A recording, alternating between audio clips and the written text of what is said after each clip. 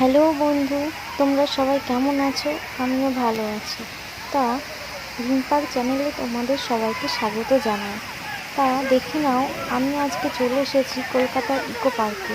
এই ইকো পার্কের মনোরম দৃশ্য এবং বাচ্চাদের খেলনার জায়গা সহ যে ফোয়ারা আছে, সেগুলো সব কিছু মিলিয়ে একটা মনোরম দৃশ্য তৈরি করেছে। তা দেখতে থাকো আমার ভিডিওটাকে এবং সাবস্ক্রাইব করে দাও এবং পাশে থাকা বেল আইকনটি ক্লিক করে দাও।